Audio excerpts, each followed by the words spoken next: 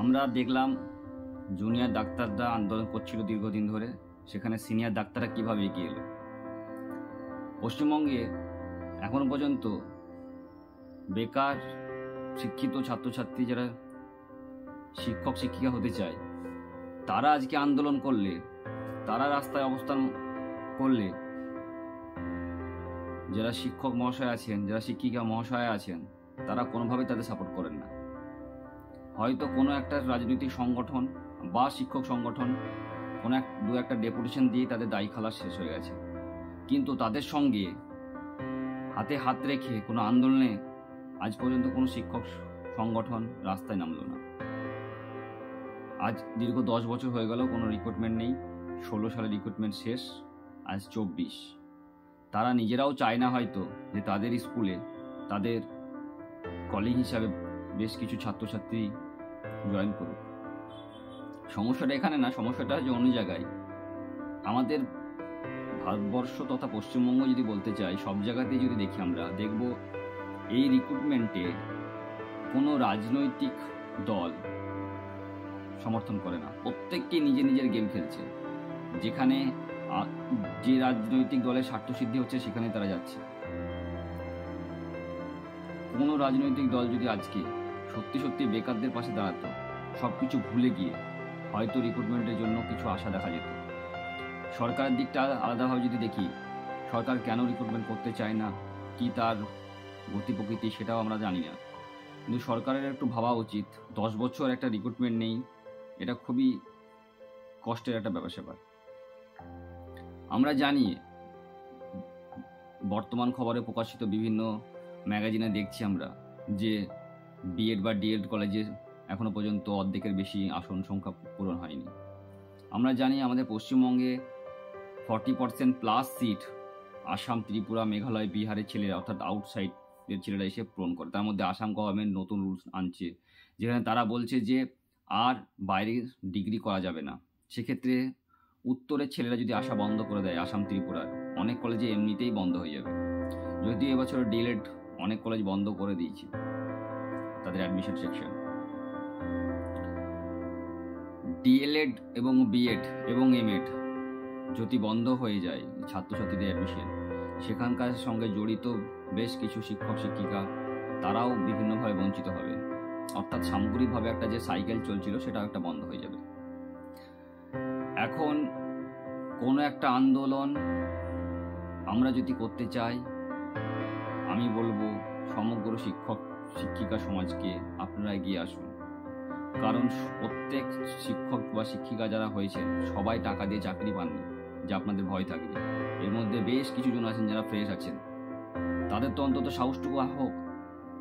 সবাই তো টাকা দিয়ে চাকরি পাওয়া শিক্ষক শিক্ষিকা না যে তাদের ভয় হবে সরকারের বিরুদ্ধে আন্দোলন করতে। সরকারকে কোনো জিনিস মনে করে না দিলে সরকার রিক্রুটমেন্ট করতে চায় না।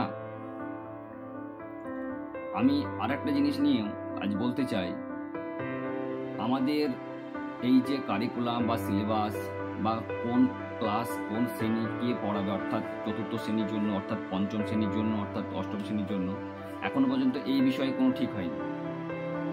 তাহলে কেন? কারণ এনসিটি আমাদের সমস্ত কিছু ঠিক করে, প্রাইমারি সেকশন কাদের জন্য, আপার প্রাইমারি কাদের জন্য, বা এসএলএসটি কাদের জন্য। সেই এনসিটি নিয়ম করে দিল বিএডরা প্রাইমারিতে বসতে হবে। বেশ কিছু ছাত্রছাত্রী 1 বছর ধরে প্রিপারেশন নিয়ে টেট 22 পাস করলো, এবং সেই সময়ে 2 বছর ছেলেরা বিএডে ভর্তি হলো ডিএলএডে না গিয়ে। সুপ্রিম কোর্ট এসে বলল না, প্রাইমারি শুধুমাত্র ডিএলএডদের জন্য। তাহলে আমি বলতে চাইছি, এই প্রাইমারি বা আপার প্রাইমারি এর যে নির্ধারক কে ঠিক করবে যে এটাতে কারা বসবে, সুপ্রিম কোর্ট না এনসিটি? যদি সুপ্রিম কোর্ট ঠিক করে দেয় তাহলে এনসিটির মতো সংস্থাকে না রাখাই দরকার।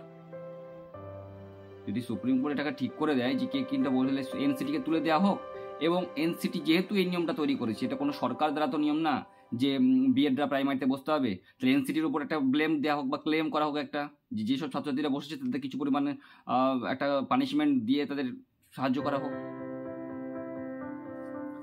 বেশ মোটা একটা অর্থ বরাদ্দ করার জন্য বলা হোক। কিছুই হবে না, কারণ এনসিটি হচ্ছে সেন্ট্রাল গভর্নমেন্টের, বাকি সব রাজ্য সরকারের, সবগুলোই গটাপ কেস চলছে। মাঝখানে পিছিয়ে যাও কে? ছাত্রছাত্রীরা।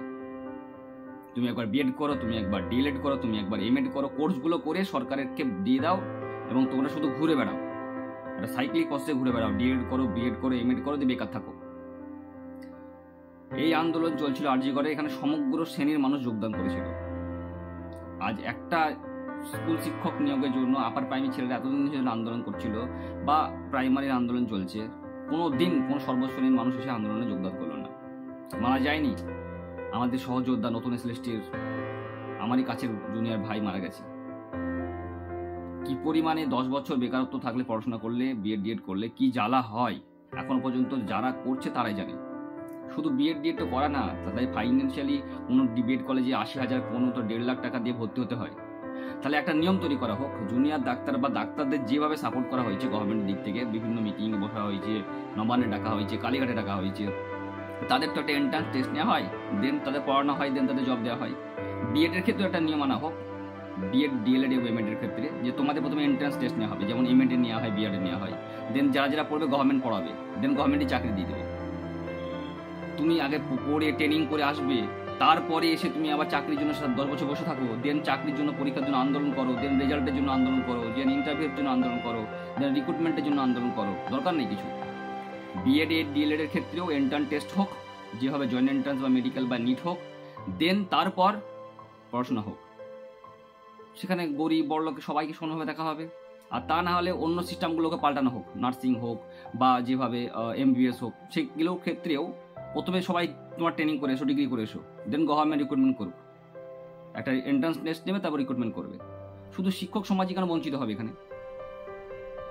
একটা মানুষের কোনো একটা শিক্ষিত বা সাধারণ নাগরিক বা আমাদের যারা বলি যে সমাজে যারা জ্ঞানী গুণী ব্যক্তি আছেন যাদেরকে বলে পরিচয়, আজ পর্যন্ত একটা কোনো কথা তারা তুলেনি। আর থাকলো মিডিয়ার ব্যাপার, তারা শুধুমাত্র যেখানে টিআরপি, যেখানে গল্প আড্ডা, যেখানে মজা, যেখানে লুটা যাবে, সেই সব নিয়ে কথা।